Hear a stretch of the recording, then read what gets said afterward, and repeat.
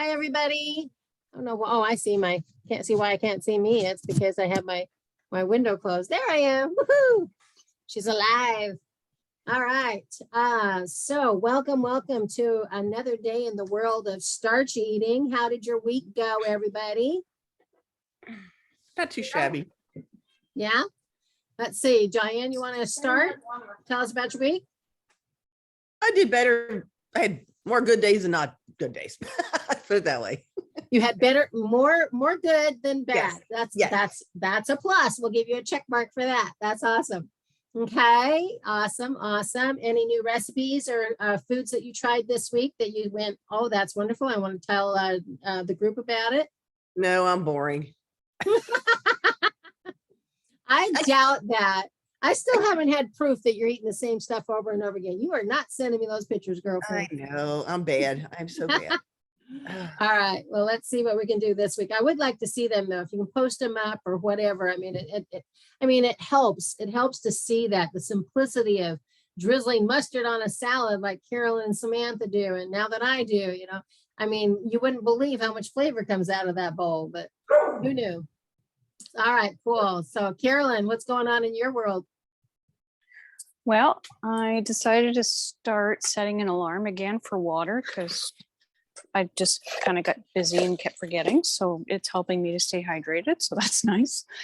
That's good. The other thing is I really like that video you posted a little while ago of that, I think her name is Healthy Emmy.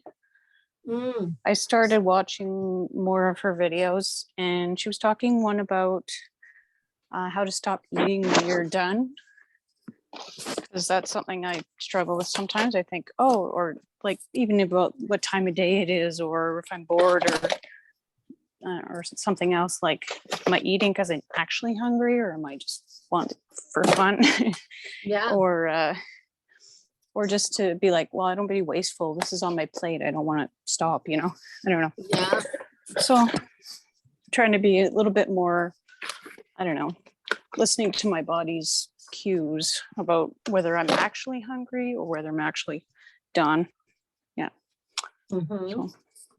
I found that the busier I get, the least that I want to eat, because it's like I don't even feel hungry. I have to like go, oh my gosh, it's 2:30 in the afternoon. You haven't had breakfast or lunch, but I have been drinking my water because I always start out with that lemonade first thing in the morning that I talk about all the time, the energy lemonade. And then having that water available, the more yard work I do, the more water I drink. And Samantha, you're going to love this part. The more yard work I do, the more weight I gain, because I am absolutely sweating so much. My body holds every little droplet. And I've got photos to show you here. You're going to laugh. But we talk about this gaining and losing weight thing all the time. And I told you that I'd put back on some weight, probably about 15 pounds over COVID. I'm still struggling to get that off. But I went from 222, okay, out there for the world to hear, 222 pounds, which is 2 pounds higher than I was a year ago when we did the McDougall program. So knee surgery and COVID suck, okay? I'm just going to say it. But right here, let me find it. So I went from 222 on Friday, did yard work over the weekend, ate pristinely, perfectly. All right. And here I am. Ready for it? How much do you think I gained eating perfectly and working in the yard all weekend to the point of drenched clothing sweat? How much do you think I lost? Think I gained and lost 4 pounds? Yeah. 228.5. That's 6.5 pounds of added water weight, even though I ate perfectly and I sweat like crazy. My body literally retained every crumblet and droplet that I took in because it didn't know if I was going to continue to give it proper hydration. So now we're back on the scale this morning and I was 223. So, I mean, how did that happen? Today's only Wednesday, So how did I go up 6.5 pounds and down 5.5 pounds in that short a period of time if it was not just water swelling, basically going on. Have you ever noticed that when you go to take a walk, Carolyn, you might notice this a little bit more than some of us because you walk more than we do, but you wake up in the morning and your wedding rings are really loose. Do you notice that the end of your shift, they're tighter? Have you ever noticed that? She's on, her mic's not on. Actually, I think, I don't know exactly what it is. I wouldn't say it's work related, but I have noticed maybe it's the weather, whether it's drier or not. Sometimes my rings are too tight and I have to wear a different one that's slightly bigger. I think it's more to do with my hands are dry or not. Well, I think it has to do a lot with the dehydration thing. Just like when I know that when somebody has swollen ankles, they are dehydrated. My hands just walking around the block, I'll start out, they'll be loose and then they'll be tight by the time I get back home because my hands swell, just like when I'm working in the yard and sweating. So you should see my yard though. I'll give you a tour next week. Hopefully it'll be done. But I'm having to go around every single one of those big trees. Our goal today is we're going to count the trees. I've just been dying of curiosity. We're going to count how many trees are in this yard. But the front section, the landscaping people that we hired back in January or whatever, they left that raw and our neighbors were worried about snakes. And so we are clearing that and clearing out all the little twiglets and things that are at the bottom of the base of these trees so that the lawnmower can just kind of spin around them and keep them clean. But boy, it looks like a different place, that's for sure. But the more I work, the more swelled I get. And then I take a day off and then I'll go back out the next day and the weight will come off and then the weight comes back and the weight goes on, weight comes up because of that swelling from working in the super heat. So I think that has a lot to do with it. But when we get to the share portion today, I've got a couple of videos for you. Hi, little one. Hi, buddy. Are you a famous person on YouTube? Yeah. So, Samantha, how did your week go? Anything you learned? Wait, before I go to Samantha, Carolyn, finish up that thought you had about the videos you've been watching. So you elaborate just a little bit more on that feeling full thing. What was your mini recap on that? I don't know. Basically, I just actually stop and think while I'm eating, do I really need the rest of this or do I need more? I guess not the rest of this, but do I need more? Like when I have my breakfast in the morning, I sit across the table from a bowl of apples.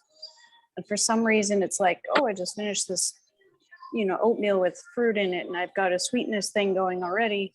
It's like I want to continue the sweetness and have an apple whether I need it or not. I'm not sure why that is, but it's like, oh, I need one more sweet thing. Like, why? Maybe I don't need it. So I kind of stop and think about it or come back later. I'm like, if I'm hungry later, I'll have it as a snack. Yeah. But yeah. I do choose apples as my go-to sweet thing in my oatmeal more than other things or grabbing that. And it's because I'm so obsessed with the good fiber reaction that the apples give you. That apple a day keeps Dr. Rowe away, that thing. Because, and I mentioned this before, that the pectin that's in the apple is what gives us that same sensation. In fact, Citrusel and Metamucil companies have mimicked in the factory, trying to reproduce that pectin that's in the apple to give you that fibered bowel release. And we really just need to eat the apple a day. So I like to slice it up and shred it up and put it in my oatmeal. I like cucumbers in my oatmeal. Anything that can give us an extra little push of high water content, which apples and cucumbers are, but the pectin in there is just super good for the digestive and release like that. So I never feel guilty about eating an apple. But if it's more than you needed at the time, I can totally see that and maybe pop that apple in your purse and take it for your snack later in the day or something. Okay. All right. Sam, tell us about your week. Okay, so when you said something, when we just started and you said, Samantha, tell us, and then that was it. I was Then gone. you lost us. All right, so So- I was talking about the weight thing. When you play this back later, you'll see that I showed the world what I weigh this week, and I was saying that I had you know, the weight's coming off, but every time I go and work out in the yard, you know, I'm sweating like crazy. You'd think I'd lose like 3 or 4 pounds every time I'm out there, but instead I've gained because my body's retaining all the water that I'm taking in, and I'm chugging it. You know, I'm having to stop and get drinks. And I mean, you know, I think of my dad, and he used to come home at the end of the day to this 1/2 gallon glass jar that my mom kept in his refrigerator. And that I don't know what water he drank throughout the day other than what was in a hose. So I'm guessing he just drank hose water throughout the day. I can't imagine him not, because they didn't have bottled water back then. But you know, I just can't imagine how dehydrated he was. And he died, I think, at an early age. He was only like 71. And my mom at 66, turning on 67. And I mean, they just didn't eat right. They didn't hydrate right. I mean, there's so many things that could have played into that. I don't want to be that person, but I also am kind of a little nervous because here I am at almost 61 years old. Birthday month's coming up, girls. You know, and I've decided to become a landscaper and work in my yard, you know, desk life, to farmer's wife, or whatever you want to call it now, you know. So I'm a little nervous about that. So I'm trying to be very responsible, make sure that I'm eating exactly right inside the house and taking my water when I go out. I've been doing lemonade like twice a day if I'm out in the yard, because I need those extra electrolytes, or I have trouble at the end. If I work out there too long, if I work out there more than 2 hours, I start to feel very drained if I don't have a little bit of the lemonade salt in my water. So anyways, all right. Well, let's get on to our next portion. Sam, do you have any recipes this week? So are you saying that you've lost weight, or you've gained weight, or you've stayed the same? So I've gotten down to 222. I'm going to repeat this in World Wide Web here. I gotten down to 222 because I'd gained back about 15 pounds. And I go out and I work in the yard, and I got up to 228. So I gained 6.5 pounds, 0.5, 6.5 pounds working in the yard. When I thought I was going to lose 6 pounds, I gained because I was all swollen. Even though I was drinking, my body says, well, you're not drinking enough and you're working extra hard. So every drop you put in me, I'm going to hang on to. And then I take a day off and I rest. And now this morning I'm back down again. So it's just a water weight fluctuation. You know, it's not, it can't be anything more than that, because there's no freaking way that I ate enough calories to gain 6.5 pounds. We've had this conversation until we're almost blue in the face. We're blue in your shirt. So, you know, you show me the fat and prove it's fat, and I will eat my words and your salad. Okay. So That is fact. I'm sorry. And you're telling me that wasn't there yesterday? Show me a picture of yesterday when you said it wasn't there. What I'm saying is that no, that's not water weight. Okay, we're not. Okay. So anyway, I'm not. I'm losing weight and So- I'm eating all the meat that I That's want. Summer, shush. No, I'm not. Yeah, we can talk after the fact. I don't want to take over this and Moan Yeah. too long. Okay, gotcha. I'm going to jump on you and I was going to say that some of the things that you say are just like no. We need to. I'm sorry. You have not I will get you some scientific proofing. How's that? gained 22 pounds in water, or because you're on starvation mode. You're gaining 22 pounds because you're doing vegan. You're not doing whole food, plant-based, no oil. Every time you go out to eat. Oh yeah, there's oil when we eat out. We're not eating out as much anymore this week, or this ever. I told him, he says that has to stop. Mhm, Yes. yeah.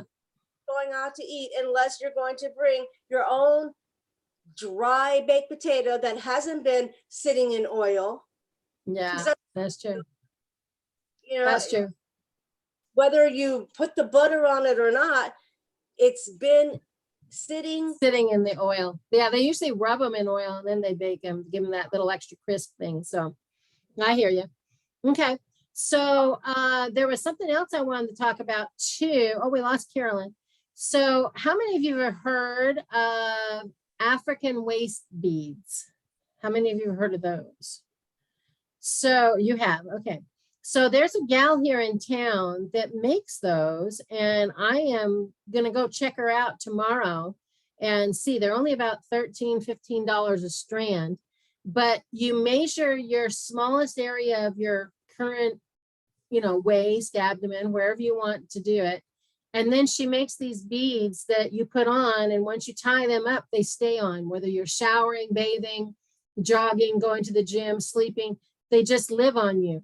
And instead of getting on the scale, you watch these beads fall. As you start to lose inches, the beads start to get lower and lower and lower. And it's a visual for you to be able to credit yourself with your weight loss.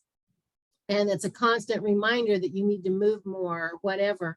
And there's kind of two houses of thought on these waist beads. You know, you got, just like in every culture of any culture, you always have those people that say, oh, that's just of the devil. Well, I can't see how wearing a strand of beads around your waist is of the devil. So I'm going with the fact that people are really having good motivational success and weight loss by wearing these beads. They have them where you can put them on a fastener and take them on or off. But I'm more of the thought, I think she does hers on a really strong elastic, kind of like a stretchy bracelet, and it's fit exactly for you. And as it starts to slide down, it'll get smaller. Some people wear 3. They'll put them on 3 areas of their abdomen so that they can see them just completely fall off their body or whatever. But anyways, I thought I'd try it. A little extra motivation, totally drug-free. It's just beads around the waist. But is anybody else interested in what I'm talking about? Let me see if I can find a little visual for you so you can see what they look like. Let me go out here to YouTube and see if I can show you, or the internet here. How do I get to, there we go. Let's go up here. What happened to my, oh, there it is. Never mind, found it. It's down here. Nope, that's not it. Well, I did, I lost it. I totally lost my YouTube holds, which is not good. Why is that happening? Hold on just a second. Let me stop sharing so I can fix this.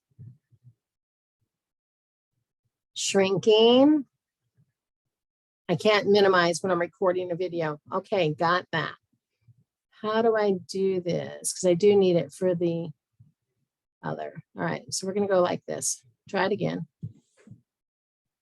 I apologize. I had these on hold and they're not playing with me here. So YouTube, and we want to go to, I want to see Dr. McDougall's fat. This one right here. Is there any such thing as healthy fats? We're going to watch that one in a minute. And then I want to go over here to my channel and have that ready. And then we'll go over here to YouTube over here. And we'll look up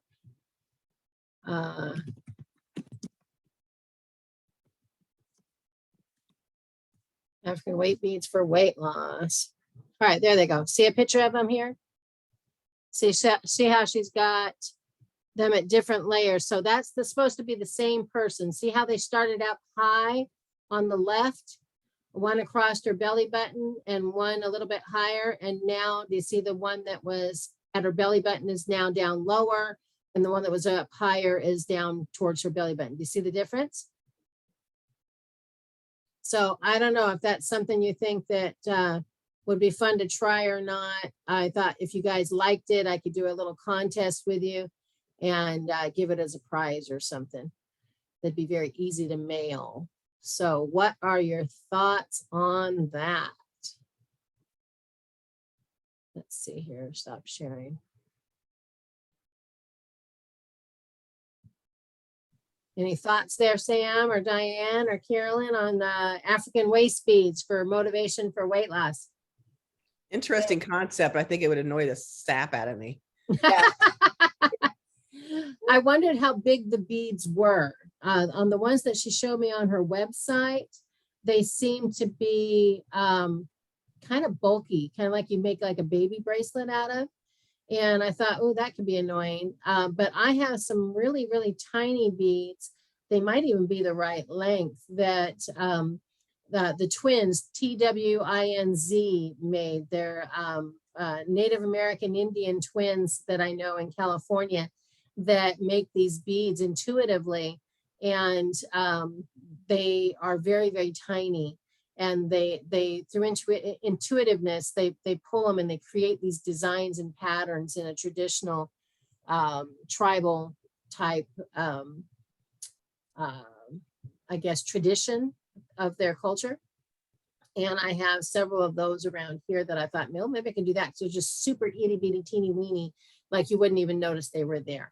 So I will try it out and I'll let you know how it goes. Okay. And if it does something good, then we'll know. All right. Okay. Well, let's get into our demonstration videos today. I've got two for you. We're going to listen to Dr. McDougall talk about, is there such a thing as a healthy fat? And then we're going to a fat-free, delicious burger recipe using sweet potato and pineapple. So here we go. Let's get back on here to our share. All right, going over here. This is Dr. McDougall's. Is there any such thing as a healthy fat?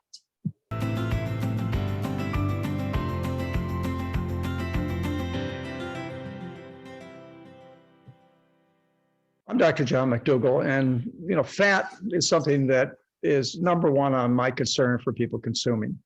One of my mentors, Nathan Pritikin, used to call it lipotoxicity. And he was referring to all kinds of fats, good fats, bad fats, vegetable fats, animal fats, whatever kind of fat you want to mention. It was lipotoxicity.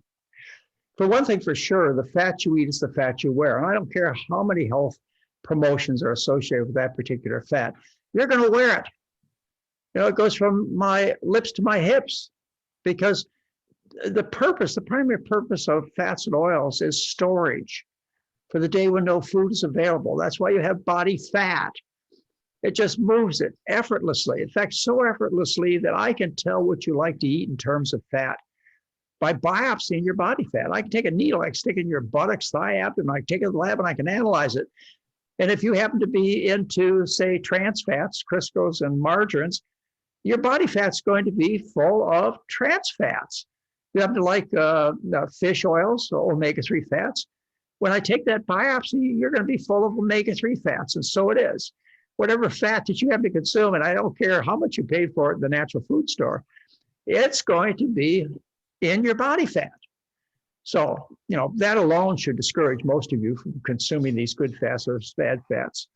As far as general categories, the animal fats or saturated fats would be thought of as bad fats. The plant fats or vegetable fats would be thought of as good fats. Well, let's just agree that the animal fats are bad for a whole bunch of reasons, including killing the animals. And these saturated animal fats are associated with damage to the arteries. And I think that's true. So let's go on to the vegetable fat thing. Vegetable fats have been declared as being healthy for you, and you need some vegetable fat. But guess what? That vegetable fat's in the vegetables. And all you need, you never miss. So you say you focus on eating high concentrations of these vegetable fats. Say you eat a lot of fish oil or eat a lot of fish, that'll do it. Well, the thing that fish oils do, or omega-3 oils do, is they do two things that are important to you. In addition to the fat you eat is the fat you wear. They cause bleeding. In fact, bleeding to the point where The Inuit Eskimo is known to die of fatal nosebleeds because they consume so much fish fat. So it'll increase your chances of bleeding, which of course lends to the positive side because it thins the blood and may decrease your risk of having a blood clot, which gives you a heart attack or stroke. So now you know the negative side. The other negative thing about these vegetable fats, these omega-3 fats, fish fats, etc., flaxseed, you would identify them as flaxseed. The omega-3 fats is they suppress the immune system. So, say you're trying to battle against cancer or you're trying to avoid a viral infection, you have an increased risk of having problems with both. And the studies are absolutely consistent, and that is that vegetable fats promote cancer even more than do animal fats. And also, vegetable fats cause suppression of the immune system in terms of infection. When you count the amount of fish that people eat, and you compare that to the risk of getting viral infections, there's an increase in viral infections that's shown amongst people who consume a lot of fish. Now, when it comes to the other type of good fats, which are omega-6 fats, we used to feed a lot of these omega-6 fats to patients in the 1970s to try and prevent heart disease. And what we found when we followed them up for 20 or 30 years is that these omega-6 fats that are found in corn oil, for example, these omega-6 fats are even more toxic to the arteries than our saturated animal fats. So, I don't know how defined you can get as far as this special fat or that special fat, primrose oil fat. There are all kinds of fats that are derived from various nuts and seeds. They're going to have qualities. They are not natural. You get these fats and oils by processing the original seed or nut or plant. And as a result, because they're isolated, concentrated nutrients, they should be classified. They must be classified. They're correctly classified as drugs. And drugs have positive effects and adverse effects. You're going to have adverse effects with every one of these kinds of medications. I don't care what it is. And I know you'll be sold the product based upon the positive effects, but don't buy into it, folks. You need to eat a starch-based diet that's got all the fat you need in potatoes and rice and corn and wheat and oats, etc. It'll supply it in the proper amount. It'll supply it in the proper environment, mixed up with proteins and vitamins and minerals and all kinds of other plant substances. So the fat isn't toxic like it would be in a bottle. That's isolated, concentrated fat when you take it as a supplement. Big difference. So get your fats from plant foods and you won't have all that extra fat to wear and you won't have all the toxicity associated with the very questionable benefits. I hope that helps you understand. I'm Dr. John McDougall. Thank you very much. Okay. So, talking about that and plant fats, I think I mentioned to you before that I was going to be growing some purslane in my garden. You ever seen purslane? Anybody seen this before? This is called a pink lady. And this little plant, these little tiny leaves here, they are not crispy. They're kind of rubbery. They're kind of wet, but they have more omega-3 natural plant fatty acids than you're ever going to get out of a piece of fish. And they go great in your salad. So you just kind of strip the little leaves off those little stalks. You can even dice up the stalks and you eat them. And they are absolutely delicious, completely delicious. So, we're going to get that in there. It's kind of like when people say, where do you get your protein? And we have already proven scientifically, the documentation shows that there is more viable, usable protein, 49% in 100 calories of spinach versus 100 calories of meat when there's only 20%. So again, going back to that plant-based eating. And we don't have oil in our house. We have zero. There is none. And so it's much easier to eat at home. And I've had that hard conversation with Leroy again just recently. And I think he thinks he's retired and he has to eat out all the time because for 45 years working at the military base, he went to lunch every day at some restaurant, some greasy spoon with his buddies.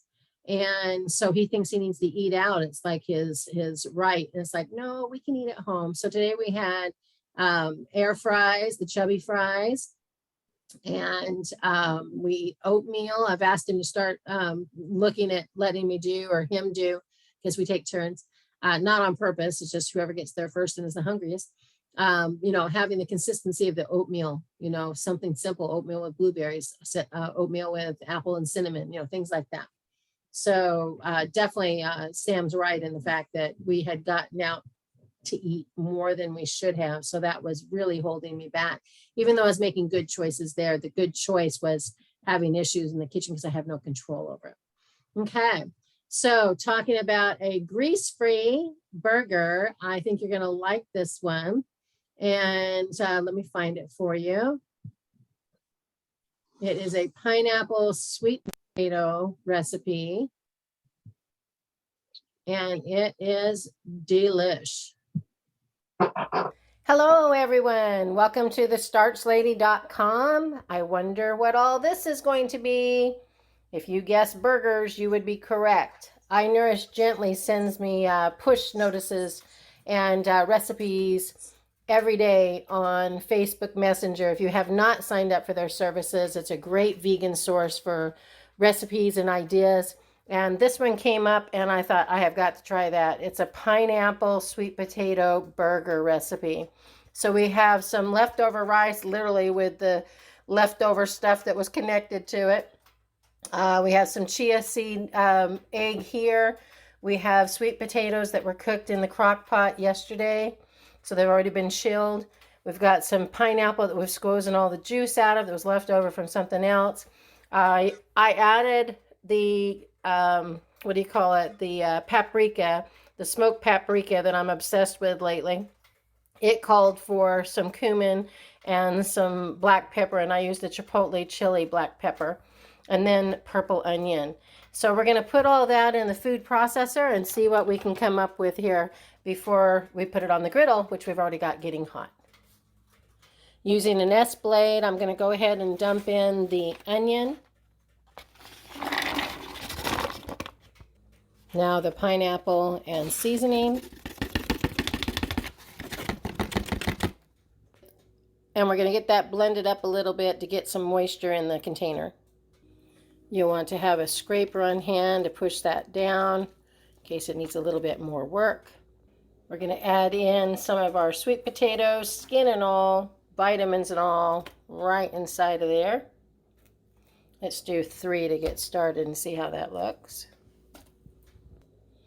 It looks good. We're going to go ahead and add some of the rice. I've used all of the rice and I've held back 2 of the sweet potatoes in case I need a little bit more moisture. And I'm going to add the chia seed. As a note, when you're creating chia seed eggs, it's usually a 2-to-1. So this was 6 tablespoons of water, 3 tablespoons of chia seeds. Now the recipe itself called for flaxseed eggs, which is made in a similar fashion, as you'll see on the recipe below, that I copied from I Nourish Gently. It's their recipe, their credit, their names below it. You have to be a member of their messenger pushes in order to get the recipe directly from them. So I would look them up on Facebook and ask to get those, you know, for the various recipes that they do on a daily that are amazing. But anyways, I choose chia seeds over flax seeds every time for the eggs because, and in any recipe, because they're gentler on the digestive system. For me, flax is a violent, not comfortable situation, so I prefer the chia seeds. Okay, we're going to get that all pulsed up and pureed in the processor, food processor here. This is not something you can do by hand. It would take way too long and not be the consistency that you need. It's definitely plenty moist, but I think it'll hold together well, especially since we're doing it on a closed grill. I think if I had a little bit more rice, I'd put it in there just to give it a little bit more firmness and texture. I could add a potato to it. Ooh. I'll skip it this time. But that would be an option, is to throw in a cooked potato. The griddle is nice and hot. It's so steamy right now. And we're going to go ahead and put 1/3 cup plunks on here and flatten them down just a little bit because the lid will take care of the rest. like that. Go ahead and put the lid down. I do love this Cuisinart griddler. It has the gridded side like you just saw here. It has waffle grids. It has flat griddle for pancakes and things like that. We use it almost exclusively for making our hash browns and things. So we'll tell you how many minutes it takes in a minute. When you see a lot of steam coming off the griddle, whether it's pancakes or, you know, veggie burgers like this, you know that there's still a lot of moisture in the content, and so you want to wait until that steam subsides a bit. Okay, so that's what happens at the end of a video when you bump the stop button. Hold on a second. Hold on. And Esselstyn. And I love today we them. are making a Blue Ridge chili. Those girls are a crack up, mother and daughter. That's Dr. Esselstyn's wife and daughter. And it is Rip Esselstyn's mother and sister. So, all right. So I did not get the end product to show you because I'd hit the off button just out of habit instead of the pause button. So I apologize, but they are absolutely delicious. I did add potato to the rest of the batter that I had available, the mix, to thicken it up a little bit because I was getting a little bit too much moisture. They flattened out more like a pancake, and I wanted them still to stay kind of firm like a burger, have a little bit of moisture on the inside. And since it's already cooked ingredients, there's no risk or contamination or anything weird like you get when people eat regular meat and stuff like that. So very delicious. The sweet potato and the pineapple really, Caroline, that would definitely hit your sweet fix. It was delicious. And I don't know about you guys, but purple onions, when I buy purple onions, I got to slice off a few wedges just to put inside of a sandwich, you know, for me. So little lentil tortillas and some purple onion and, you know, just put it together and drizzled some mustard in there. And I just had me a little sandwich and it was delicious. So there's something different about a purple onion versus a white or yellow onion. So, but that's just me. What could you So- use for the red onion? Because red onions do not agree with me. Is it different for you than the white ones, eh? I can't do the white ones either. Oh, we can't do any onions. Okay, so I have another client that's like that. They can't even do onion powder. So they got to leave that out. Do you do okay with garlic or garlic powder? Yeah, garlic's fine. Okay. All right. So definitely onions an issue for a lot of people. And it could be the mold content. It could be several things. In our house for many years, and even now, it's kind of like we start with an onion and decide what else we want to add, you know, especially on the dry skillet. I am loving this dry skillet cooking because the dry skillet cooking literally browns the onion so much faster. I think there's so much more flavor that comes into it. Maybe a little bit of water to get it going, to get it steamed and softened a little bit. But other than that, you know, we do really good with it. So, but yeah, that's all I had to show you today. We were going to have a guest speaker and she's having dental surgery today. And next week, I'm hoping to get her on. I met her through my BNI group and she teaches weight loss for people over age 50. And she also has written some books and things. So she herself has lost quite a bit of weight. And we're going to explore some of the options that she's doing. I know she follows more of a Mediterranean diet. So I'm going to talk to her about making sure we're talking about just plant-based, because the Mediterranean diet is going to have oil. The Mediterranean diet is going to have fish, you know, at a minimum. So, but I would like to get her feedback on that, and maybe we can talk her into ditching the oil and the fish and seeing how much more she does. So, anyways, all right, guys. Well, Can you what's show me? that? Can you show me the allergy thing? Oh yeah. Let's go find that. Hold on. Back over here. So on our Facebook group,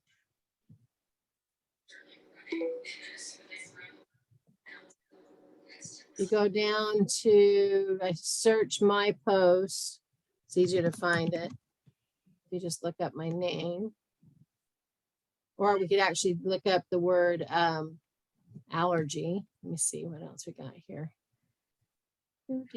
So Did you put a post today about the call today? No, I've been running like a chicken with my head cut off. So here's my cute little kitty cat that I'm able to snuzzle. And this is seasonal or pet allergies. This particular allergy remedy is herbal and it is amazing. Like I said, I opened 3 capsules into a 1-ounce shot glass of water. I hold it under my tongue for about a minute. I swish it, gargle it, and swallow it. I did that once a day for 2 weeks and I was completely cured. I've only done it maybe 3 times since then, just because I really got my face up in hers and want to make sure that I, didn't have a reaction. But I mean, it's amazing. Let me show you what it looks like when you click on this thing right here. You're going to want to save this. So when you go to this post, Diane, copy this number 707-30340, because they normally sell to practitioners like myself. And but you can go there. You just have to reference what practitioner referred you, basically. And so when you click on this link here, it's going to take you to the Nature Sunshine page where the seasonal allergy, formerly called ALJ, short for allergy, okay? And it's only $15.60 for the bottle. And you won't need more than 1 bottle because everybody that I've talked to has said that they take this and they are cured for the season and they have more left for next season or whatever. So I think you'll do good with just ordering one. Coughing, sneezing, all that fun stuff. But when I found out as an experiment that it worked with the cat allergies, I mean, that to me is just huge. The main ingredients are bone set aerial parts, that's some sort of a flower, sweet fennel seeds, fenugreek seeds, horseradish root, and mullein leaves. The gelatin capsule it's a veggie cap that will dissolve automatically, but it's 1,760 milligrams per serving. And it doesn't tell you what the FDA or recommended daily allowance is because they don't do that for herbals. They think herbals don't do anything, but Native Americans and the likes have been using the roots and flowers and things like that for healing for way longer than the medical foundation has been around. So, supports respiratory, smooths irritated mucous membranes and supports respiration. And of course, they have to put the disclaimer on there that it hasn't been evaluated by the Food and Drug Administration. So kiss my grits on that one, but it is very good. Very, very good. They also have a drop formula. If you look up that same name, if I put in here ALJ for the other options, you'll see that it comes in a liquid as well right here, where it's just a dropper that you can put under your tongue. It's a little bit more expensive. This is the bigger bottle, smaller bottle. And then now these two looks like they've been sold out. Oh, look at that. Looks like it's not going to be available. The capsules, you can try it. I ordered it and I got it. So I ordered some 2 bottles of this and 2 bottles of this at the same time. And because I had a waitress that was having horrible allergies and I got some for her, but I've got about probably 3/4 of this bottle left because I only needed it for a few weeks. 2 weeks is all I did it for. And then the liquid drops, I still have quite a bit of that left in my bottle. So that's your options. Any questions on that? Thank you. I'll get out there and get that.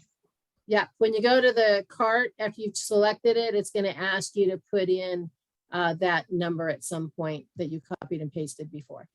Okay. So are you saying that you can come to my house now and not get all? Yes, ma'am. I was at Nancy's house the other day and her cat, I think she's got this one Siamese cat that just hides every time I come around because I think it senses my fear.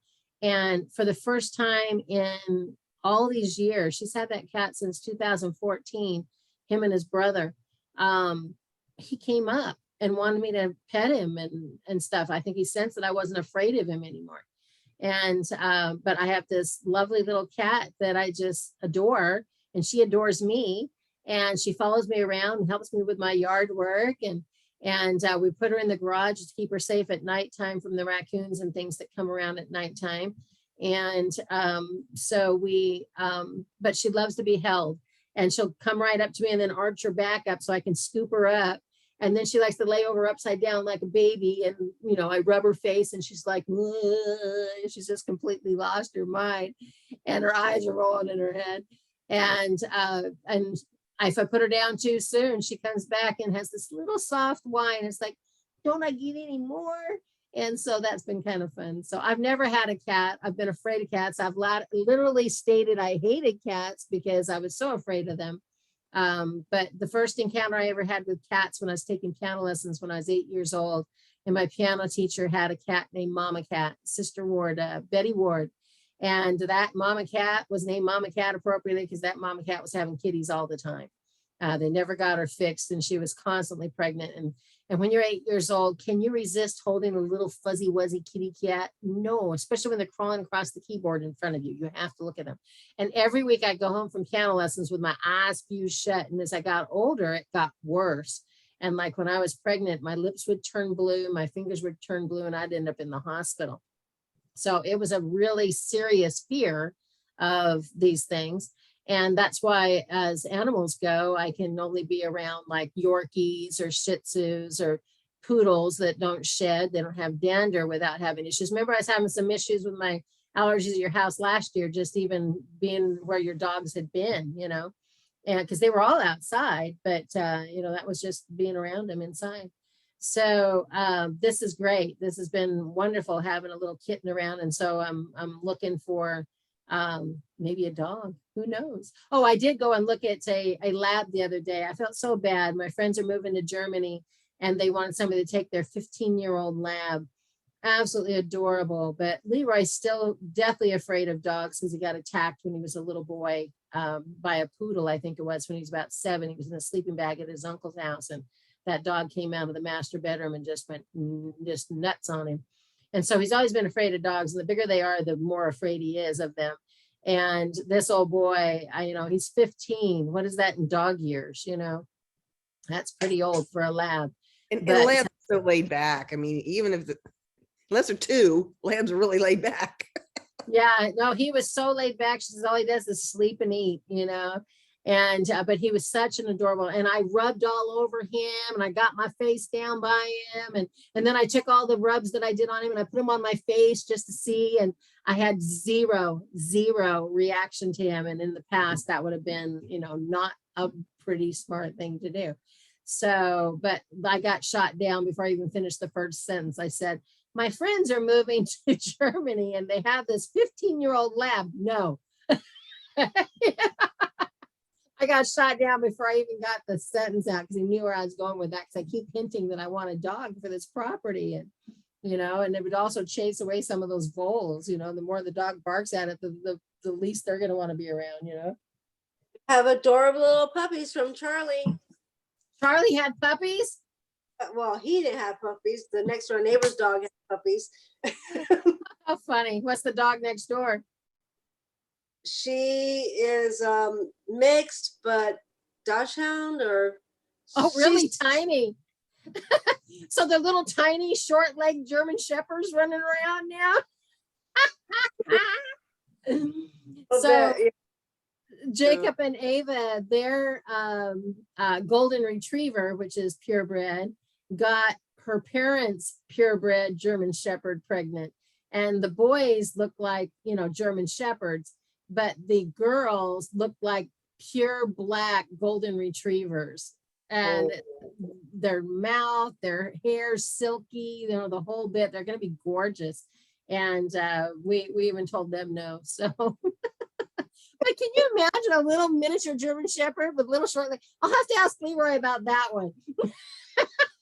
Well, now remember, Charlie is half German Shepherd and half Rottweiler. So. Ooh, okay. You have to send me some pictures. Maybe I can talk him into a short-legged German Shepherd. This I gotta see, actually. So send me a picture. Small. They're gonna be smaller than Charlie. They'll probably be a little bit smaller than what Daisy was. Okay, that's not too bad. That's not too bad. Kind of small. But But- dash hound, you're talking dash hound. My hat is off to the man who figured out how to get there. I'm just gonna say Charlie has skills. All right, I'm gonna hang up now before I get myself in YouTube purgatory here. So, all right, guys, we'll see you next week. Hopefully, our guest speaker will be with us. All right, talk to you soon. All right, bye-bye. Bye. Mm,